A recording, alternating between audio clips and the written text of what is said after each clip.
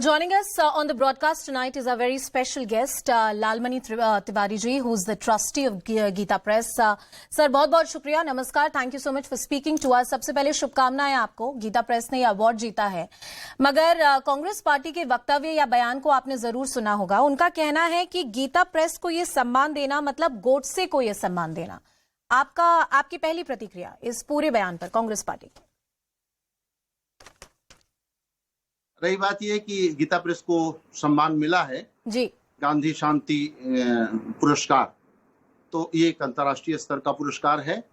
Gita press उसको स्वीकार कर रहा है और भारत सरकार के संस्कृति मंत्रालय को, माननीय मुख्यमंत्री जी को और माननीय प्रधानमंत्री जी को धन्यवाद देता है और उनका आभार स्वीकार करता है, आभार प्रदर्शित करता है। रही बात यह कि जो पुरस्कार मिला है, इस पर जयराम रमेश जी जो टिप्पणी कर रहे हैं, तो हम लोग कोई राजनीतिक वक्तव्य पर टिप्पणी नहीं करते हैं और इस पर क्यों मिला, कैसे मिला, ये समिति जाने और इस पर जो भी टिप्पणी करनी होगी, जो भी वक्तव्य देना होगा, वो समिति देगी। जिस समिति ने हमको पुरस्कृत किया है, हम उनके वक्तव्य पर कोई टिप्पणी नहीं देना चाहते। सर एक सवाल मैं आपसे और पूछना चाहूंगी कि जब भी धर्म का प्रचार प्रसार किया जाता है, या कुछ लेखक भी हैं जिनको जयराम रमेश ने कोट किया है, मैं किसी का नाम नहीं लूंगी यहाँ पर, लेकिन अक्सर धर्म के प्रचार प्रसार को एक कम्युनल एंगल दिया जाता है। ये बोला जाता है कि ये किया जा रहा है, लेकिन ये एक खास मंशा से किया जा रहा है या किसी राजनीतिक प्रोपेगेंडे के तहत किया जा रहा है।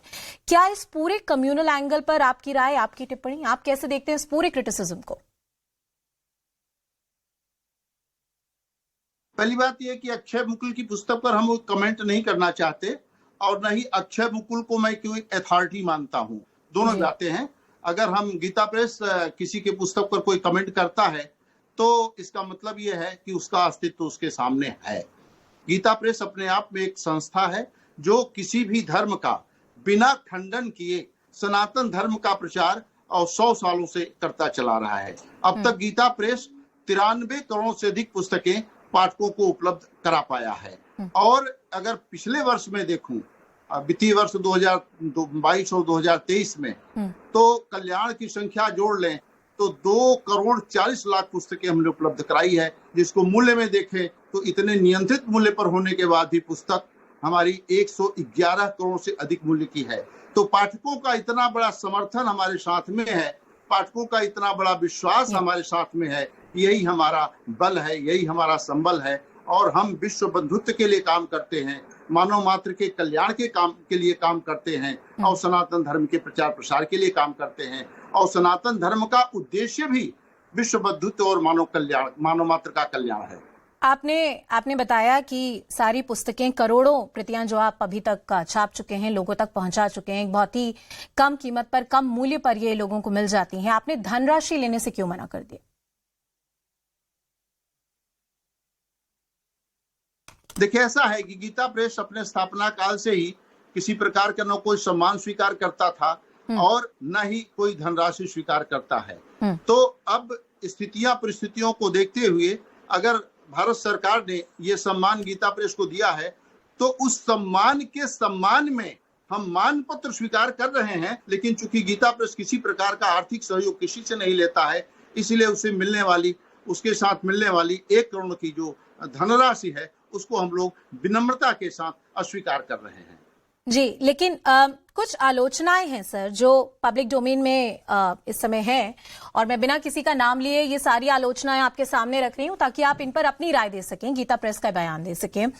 कहीं ना कहीं ये बोला जाता है कि जब आप एक धार्मिक एंगल से बात करते हैं या किसी धर्म का प्रचार या प्रसार करते हैं, तो उसमें कहीं ना कहीं एक रिग्रेसिविज्म होता है, एक पुरानी सोच, एक रूढ़िवादी सोच होती है। जहां तक विमेन राइट्स की बात है, औरतों के बराबरी के अधिकार की बात है, या दलित इंक्लूजन की बात है, गीता प्रेस का जो कास्ट रिजर्वेशन या कास्ट सिस्टम पे पूरा स्टैंड है, क्या आप जिस विचारधारा को फॉलो करते हैं वो प्रोग्रेसिव विचारधारा है? ऐसा है, जिन लोग ऐसा बात कहते हैं वो गीता प्रेस को सही माने में पढ़े नहीं हैं। हमारी धारणा है त्रिनार्यस्तु पूज्यन्ते रमन्ते तत्र देवता। हमारी धारणा वसुधैव कुटुम्बकम की है।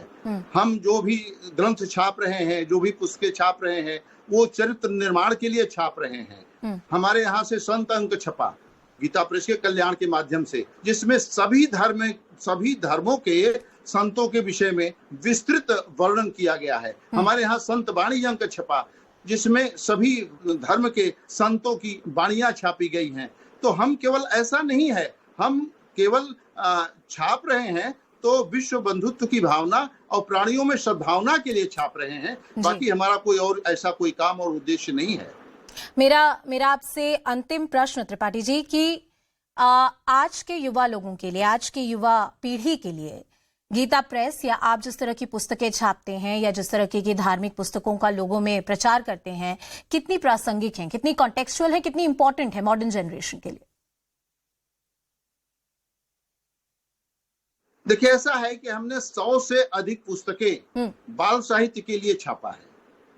बच्चों के लिए 100 से अधिक पुस्तकें छापा है, जिसमें क ख ग घ और ABCD से लेकर के इंटर और BA तक के विद्यार्थियों के लिए है। हमने पढ़ो समझो और करो छापा है, जो बड़ी प्रेरणादायक कहानियां हैं, कहानियों की पुस्तकें हमने छापा है। तो बहुत सारे साहित्य हमने छापा है, जिससे हमारे बच्चे, हमारे युवा सब हमसे जुड़े हुए हैं। इस समय हमारी पुस्तकें 200 से अधिक ऑनलाइन फ्री डाउनलोड करने के लिए उपलब्ध हैं, फ्री पढ़ने के लिए उपलब्ध हैं, और उसमें भी हम 500 पुस्तकें भी इसी साल करने जा रहे हैं। तो हम युवा वर्ग के लिए या हर पीढ़ी के लिए हम पुस्तकें उपलब्ध कराए हैं, और हमारा साहित्य आगे भी इसी तरह से उपलब्ध कराते रहेंगे। लालमणि त्रिपाठी जी, बहुत बहुत शुक्रिया हमसे बात करने के लिए, अपने समय देने के लिए, और मेरी शुभकामनाएं आपको on winning this award. Thank you so much for joining us on the broadcast.